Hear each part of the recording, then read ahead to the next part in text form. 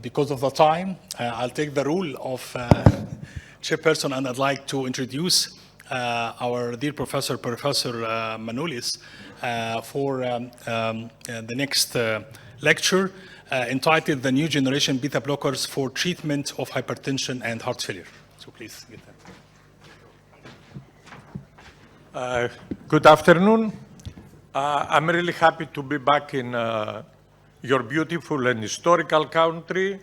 The last years I have been more than 30, 40 times. I don't remember how many times I have been in your country. It is always a pleasure to be here. So today I'm going to discuss you the position of beta blockers in all the area of cardiovascular continuum. Here you have my disclosures. And in the recent published hypertension guidelines that we presented last year in the meeting in Milan, we propose to start in patients with high blood pressure with dual combination treatment, which is a RAS blocker with a calcium channel blocker or a diuretic, or the combination, it's up to you. However, this algorithm and the other one that we published a few years ago create a lot of discussion that probably beta blockers are not first-line treatment. However, as you can see, we propose that beta blockers can be used as monotherapy or at any step of combination therapy. Why? You can see from our table that 5 major classes, including RAS blocker, beta blockers, calcium channel blocker, or diuretics, have effectively reduced both blood pressure and cardiovascular events. That means all classes of drugs are equally effective. And this has nothing to do with the other guidelines from American Society of Hypertension or International Society of Hypertension or the British one. One further thing, we propose that if your heart rate is more than 80 beats per minute, this is a risk factor for cardiovascular events. That means you have to use a beta blocker. And if you will see the data here, you can see that if you have controlled blood pressure and controlled heart rate, the risk is very high. If you have controlled blood pressure but high heart rate, the risk is much higher, showing the importance of beta blockers in this field for sympathetic overactivity. And in the new guidelines, we propose that there are special indications or conditions, a large number of them, that beta blockers are indicated. In this paper that we published almost 10 years ago, you can see that the sympathetic overactivity may activate the renin-angiotensin system, may increase high blood pressure, left ventricular hypertrophy, worsening heart failure, or may cause electrical instability. However, it's well known to all of you that not all beta blockers are the same. There are differences concerning the beta-1, beta-2 selectivity, the vasodilator properties, the efficacy, the metabolic profile, and the side effects profile. And for the older one and the younger one, you remember that we had the first generation of beta blockers with propranolol, then the second generation, the beta-1 selective with atenolol, bisoprolol, and metoprolol, and later on the third generation with vasodilatory effect. Here we have carvedilol, and for those with nitric oxide release, and here we have also nebivolol. And if you will see the cardioselectivity, you can see that by far the more cardioselective drug is nebivolol, followed by bisoprolol in this field. And you can see that nebivolol has 2 actions. Acting to beta-1 receptor may decrease heart rate, may decrease vascular resistance, and improving cardiac output, stroke volume, and diastolic function. At the same time, by acting to beta-3 receptor and nitric oxide release, we have an improvement in mechanical function and apoptosis in these patients. It is clear that in comparison with other beta blockers, and here we have bisoprolol and nebivolol, there is a release, higher release of nitric oxide in this field. However, there was a lot of discussion in the past years that beta blockers have many disadvantages. Less effective in blood pressure reduction, unfavorable metabolic effect, which is very important for your meeting, less effective in central blood pressure reduction, less cardiovascular prevention and side effects and adherence. Let's go step by step. If you will see the data, there is only one study showing that the combination of RAS blocker with a diuretic or calcium channel blocker with ACE inhibitor was superior to beta blockers and diuretics. However, there are other 6 trials who have seen this difference. And if you will see the data from 357 randomized controlled trials, you can see here that beta blockers were very effective in comparison with other classes of drugs in reducing systolic and diastolic blood pressure. This is a real nice study published from Thomas Giles almost 10 years ago, 400 centers in the United States, 4,100 patients, and in all of them using ambulatory blood pressure monitoring. And you can see that nebivolol and valsartan was equally effective in reducing systolic and diastolic blood pressure, and also that the combination of the two was very effective. And this is another paper that we published last year, not last year, 3 years ago, was the Benefit Korea study with more than 3,000 participants, and we have seen that nebivolol, either as monotherapy or in combination with calcium channel blocker and RAS blockers, was very effective. What unfavorable metabolic effect? We know that beta blockers have worse outcome in comparison with, in cases we have dyslipidemia or in case of diabetes. Here we have a comparison between metoprolol and nebivolol looking to the changes of insulin and HOMA index. And you have seen that only by using nebivolol with significant improvement of both insulin and HOMA index. And here there is another study comparing nebivolol and atenolol, and you can see that the lipid profile was worse by using atenolol, exactly the opposite by using nebivolol. Let's move to less effective in central blood pressure reduction. Is so important? Yes, because the criticism for more stroke by using beta blockers probably was related to no difference or no decrease of central blood pressure. However, we have seen that in this paper, comparing metoprolol, nebivolol, and carvedilol, only nebivolol was able to reduce central blood pressure, not other classes of drugs. What about cardiovascular protection? First of all, if we are talking about cardiovascular protection, we are talking for elderly people. And as you can see from Benefit Korea study, nebivolol was effective both in male and female, in younger, middle-aged, and elderly people, and this is much more effective than typical beta blockers. And if you will see this statement from American Heart that was related to stable coronary artery disease in patients with type 2 diabetes, they proposed to use vasodilating beta blockers in patients with diabetes mellitus. And this was a paper from patients with coronary artery disease, large number of participants with hypertension and coronary artery disease, and they have seen that there was significant reduction of both systolic and diastolic blood pressure. And because there was a lot of discussion also in Alexandria and in Cairo about the heart rate reduction by using nebivolol, you can see that it's about 12 beats per minute. Moving now to heart failure. No doubt that beta blockers are very effective in patients with heart failure and, let's say, reduced ejection fraction.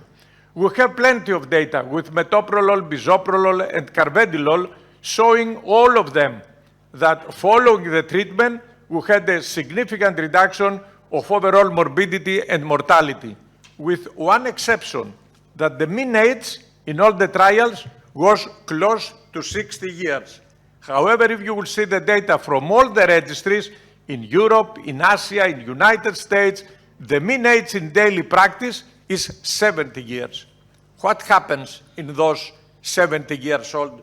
Are there data? Yes. There is only one trial, the seniors trial, looking to the effects of nebivolol intervention and outcomes and rehospitalization in patients with heart failure, 2,100 patients from 11 European countries older than 70 years, and they noticed significant reduction, 14% of the primary endpoint, which was all-cause mortality or cardiovascular hospital admissions. However, this trial received criticism because, as you can see here, there was only 14% reduction in comparison with the other trials where we have seen from 20 to 34. Is this correct? No, because it's a different population.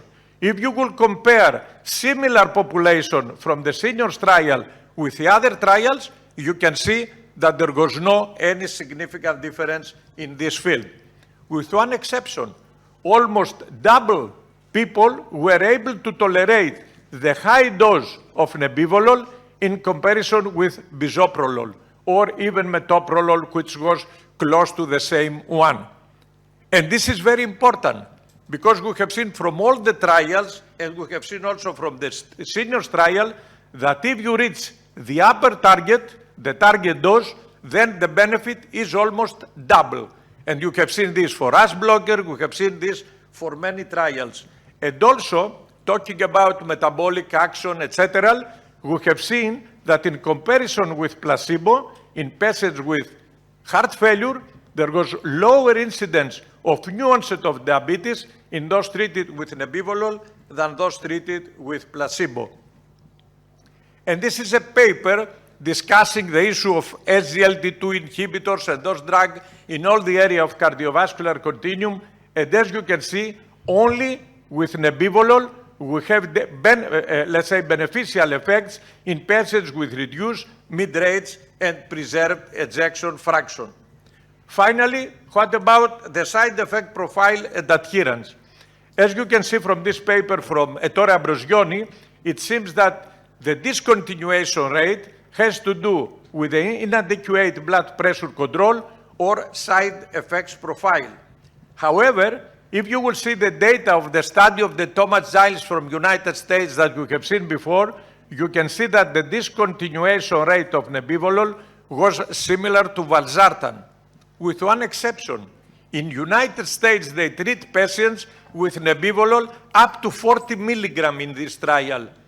Who is using in our days or in your country, in my country? No one more than 10 milligram. Why they use up to 40 milligram? African Americans have a different blood pressure. Probably they are more aggressive in this field. However, even by using the high dose of nebivolol, the discontinuation rate was similar. However, you know that one of the main problems and discussion and also reluctance of patients to receive beta blocker has to do with erectile dysfunction. And we published this paper a few years ago showing that this is not the case for nebivolol. And this is another paper that we published with Michalis Doumas showing that switching from another beta blocker to nebivolol, having erectile dysfunction, there was an improvement in this field. And this is not my, let's say, position or my paper. You can see that recently EMA, the Organization of Europe, says that nebivolol has no detrimental effect in sexual dysfunction like other classes of drugs.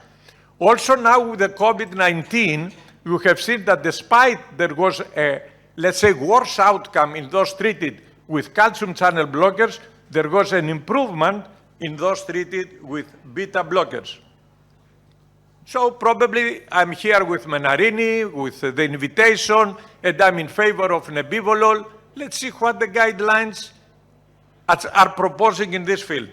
Here we have the guidelines from American College American Heart saying that use of traditional beta blockers may lead to dyslipidemia and deterioration of glucose tolerance. However, the newer vasodilating beta blockers, carvedilol, nebivolol, has shown neutral or favorable effect on metabolic profile.